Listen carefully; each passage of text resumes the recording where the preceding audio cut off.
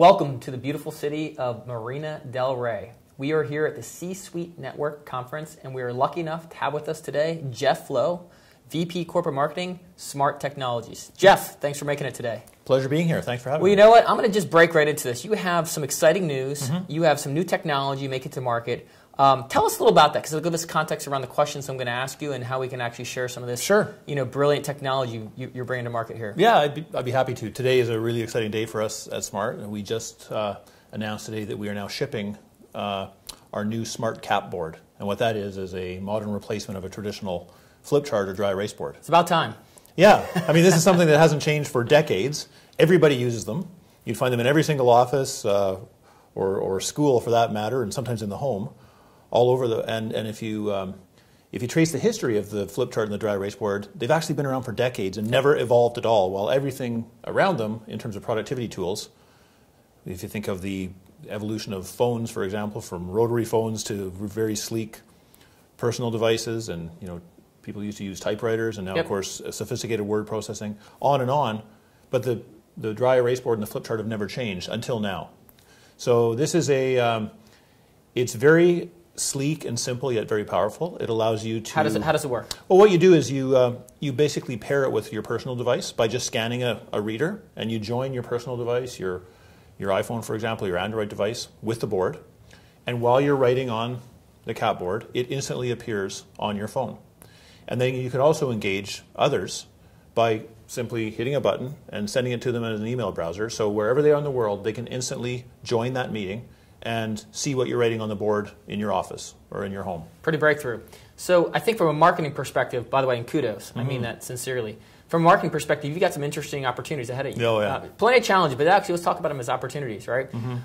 You've got the opportunity to go direct. You've got the opportunity to leverage distribution. You have many tools to actually bring this to market. In the early thinking, can you give us some direction around how you were actually navigating those decisions and what the early plan looks like? Sure. I mean, basically, we're looking at, first of all, where do people buy traditional dry erase boards and flip charts, and therefore, that's where we need to be.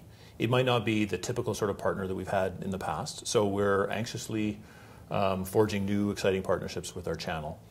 And then we're basically trying to figure out the model as a manufacturer to, there's distributors and there's direct resellers. How should that work? What's the right model for all different parties in terms of, as a manufacturer, how much of the marketing load do we take on versus how much do we rely on the very sophisticated and strong engines of a lot of the partners that we're talking to.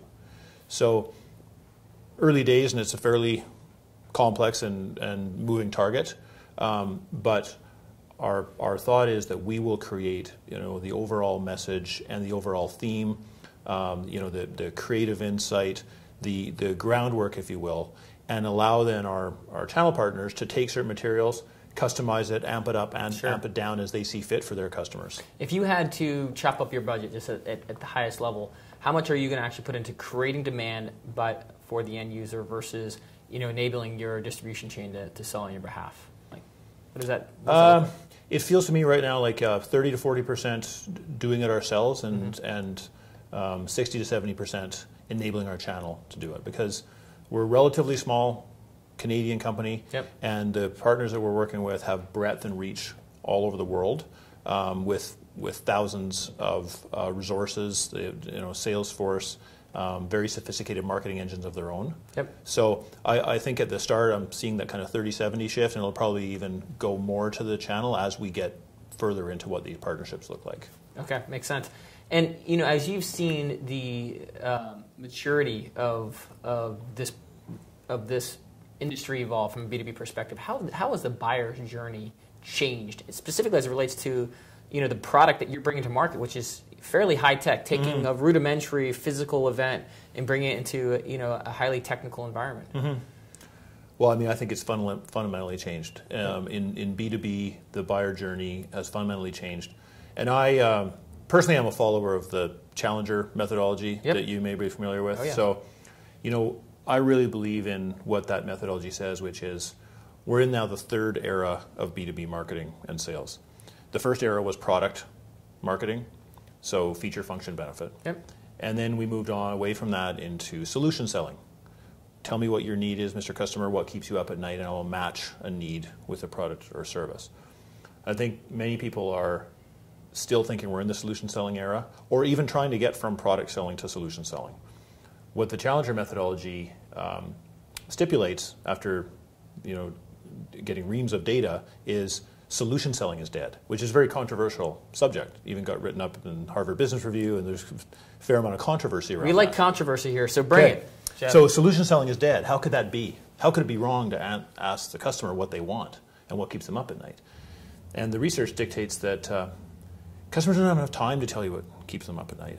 And they're actually so well informed because of data, because of the internet, because of social media and peer networking, that they're figuring things out for themselves. And by the time they get to a vendor discussion and come to talk to somebody on the sales team, they're already 55 to 75% of the way through the conversation. Sure.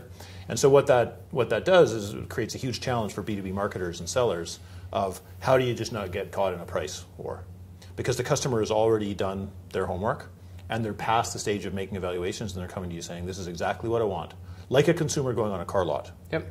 With a spec sheet, they've done the research, they've seen all the peer reviews, and they've done all their homework, and now it's a price game. So the huge challenge in all of that for B2B marketers is how do you get inside that first 55 to 75%? So how do you find out where the customer learns about what your category is, and how do you influence them in terms of how they learn?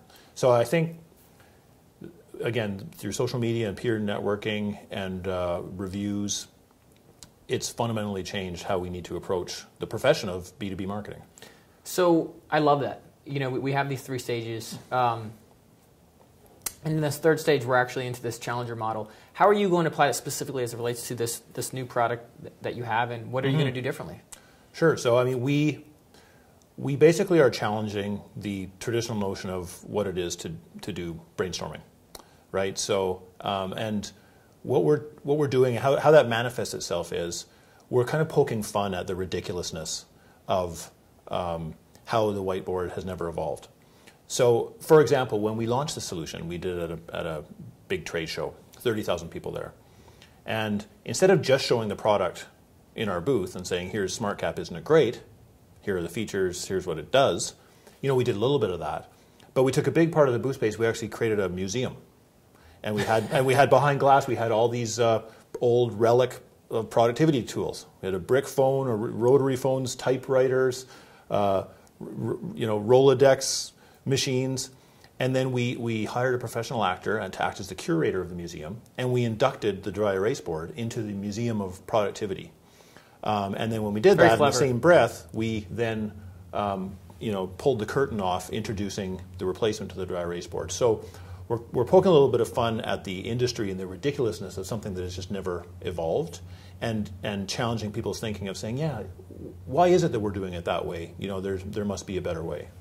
In this notion of the Internet of Everything, if you will, I'm curious, did that play a part in the brainstorming, if you will, to borrow your words, for this product development? Where did this come from? Yeah, to some extent it did. It was actually a challenge from our CEO. We have a relatively new CEO who came into the company, and Smart has been around for over 20 years, okay, and has some very robust collaboration technology that is really purpose-built for particular use cases and industries, but fairly sophisticated and not as much of a broad reach as something like SmartCap is. So our new CEO came in and he saw the need for something that says, why is it that we're still using a traditional board with no technology? Isn't it frustrating and almost embarrassing that people have to stand up and take photographs of a board and send those around? And he basically challenged the team, the engineering team, product development, to see if they couldn't come up with something. And so after that, it becomes a research, innovation sessions, tapping into the data. What data are you looking at to aid product development? And that's a really interesting topic.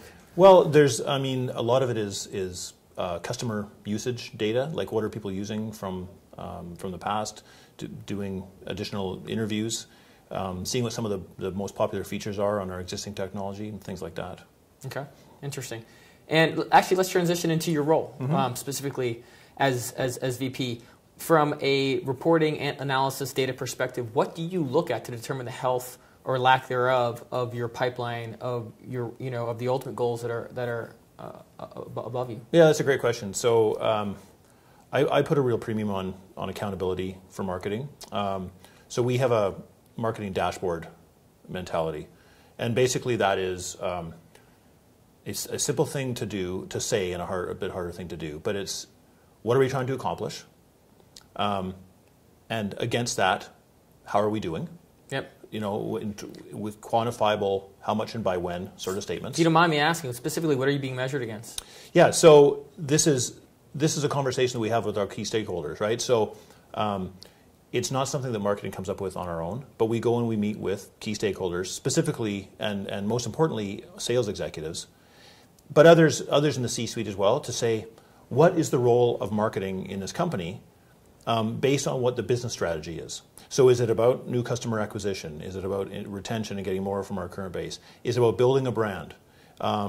Is it about supporting our sales force or our distribution channel so they have the most powerful conversations with their customers? It might be all of those things or just a couple of those things, but can we all agree on the relative weighting of what it is, 3 to 5 things that marketing should do? Once we do that, it's how can we measure our success? How much and by when? So if we're building a brand, how are we going to measure our brand effectiveness and brand strength? If we're growing the pipeline, is it lead generation? How are we going to measure that? Or how are we going to track to conversion? So the heavy lifting is in the thinking up front, but at the end, you get a one-page document that has something like 3 to 5 goals, 10 to 20 KPIs against those goals that measure your effectiveness, a set of traffic lights. So then you can run marketing like a business that says, here's what we're trying to accomplish, here's how we're doing this month, and here's what we're going to do about anything that might be turning yellow or red. And you do optimizing. Maybe we should do less of the things that are underperforming, pour more money into things that are performing. Yep. And that's the sort of success that we've seen by following that rigor. And if I can draft off of that, there's a popular term called the revenue marketer, and I love asking this question. Do you have revenue over your head? Do you have a revenue goal that you have to hit? Absolutely, yeah. We share. Actually, every team member shares a revenue goal. Again, what's different for each, depending on their role, is the weighting of that against their personal objectives. Sure. But we, there's a philosophy that some marketers don't like, but that I absolutely agree with, which is you're either in sales or you're in sales support. Yep. And regardless of what function you're in. So therefore, marketing is sales support. But the distinction there is that doesn't mean that marketing is there to get coffee for the sales team or to carry the briefcase to the meeting. But what it does mean is marketing's job is to make sales more successful. Yep. Because customers are the ones that are paying the bills. Yep. Well, and especially with the new buying journey where they're so much more educated before the purchase happens or before they're ready to talk to someone, we need to do a better job of aiding them and guiding them along that journey. Yeah, so I mean, getting back to the challenger piece, it's so what's marketing's role and sales role versus challenger? A lot of folks, and I mean, it's called the challenger sale. So is there a role for marketing? There's a huge role. Because the challenger discussion is, you don't go ask your customer what keeps you up at night. You say, here's what should be keeping you up at night. And you teach the customer something they didn't know about their business that leads them back to your products and services. But it starts with trust. You've got to give them something that will keep them up at night, that breaks through, right, but builds trust to say, wow, that was valuable. Yeah. You help save my job or you make me look better because you're of this. Personally making me look good. Absolutely. I need to pay attention to this. This is really going to impact me. And you're absolutely building that trust and giving them something that they want to learn more about that's going to lead back to you. So it's marketing's role to build that challenger content. Yep. Right? And it's really about customer insight and what are we going to come up with content that's going to be really relevant to this set of customers, and then equipping sales to go deliver that message. Yep. And I think the hardest thing in that journey, or that effort, if you will, is changing mindsets, right? Because it's one thing if someone's actually actively searching for your product or services to insert yourself and try to win that business. It's another thing if you're literally trying to create demand for a new issue or challenge or problem, right? Right. And that's our new role, if you will. Yeah. Well, I mean, I'll give you an example of 2 ways that you could sell some of the smart technologies, one without challenger and one with. So without challenger, it would be, I'm here to talk to you about smart technologies. We have these great products and services that help you collaborate. Here's all the 5 or 6 things you can do. Are you interested? Okay, and that may or may not work out, but that's a traditional approach. A challenger approach to that is, did you know that companies in your industry are their collaboration health is an average of a 35 out of 100, which is not very good. But the more concerning news is your score, your collaboration health in your company is only 25. And here's the 3 things that your industry competitors are doing better than you when it comes to collaboration, and a bit of a roadmap for how you might improve. And if you did, here would be the business impact of collaborating better on how fast you make decisions and how much risk you have in your business. Can I show you a little bit more about that, about your personalized report? So that's what we've done in one instance is we've created a customized database that we rate customers against, that they then get a report card. How do you rate them? Like, are you in their offices watching them collaborate? How do you know what they're doing well and what they're not doing well? Well, they fill out a survey. Okay, so you're survey man. Gotcha. So before we come in, so we have a database of now 3,000 points all over the world. Yep. So companies take this assessment before we come and visit with them, and then we do a comparative report. And it's not self-serving, like it's not about smart technologies, it's about how they collaborate. So It's about their people, their culture, their physical spaces, have they gone to open concept? And then yes, there's some technology questions, but it paints the bigger picture and allows us to come in as a consultative role of this is where your collaboration health is as compared to your peers, and we can help you get better. I mean, pain through inefficiency, pain through your competition beating you, and then solution opportunity, if you will. That's right. I love it. That's fantastic. Jeff, if you had to give advice to folks out there over the next 12 to 24 months, something that should be on their strategic roadmap that is currently not, what would you recommend?